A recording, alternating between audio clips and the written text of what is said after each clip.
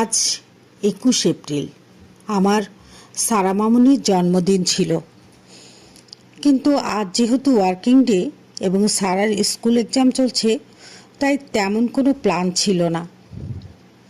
সারার সুমন মামা রাতে হঠাৎ করেই তাকে একটা কেক এনে সারপ্রাইজ দেয়। সেটা দেখে শুরু হয় তার নানান বায়না। কোন খেলনাটা কিনবে, বাইরে খেতে যাবে, এমন নানান কিছু। সবশেষে তার বায়না করার মধ্যেই কেটে গেল তার জন্মদিন।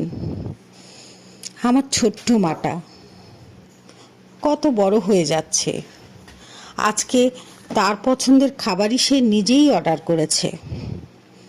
তার এখন পছন্দ অপছন্দের সকল বায়নার আমাদের গুরুত্ব দিতে হয়।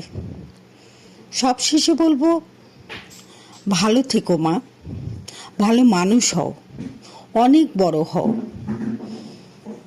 সবাই আমার ছোট্ট মাটার জন্য দোয়া করবেন।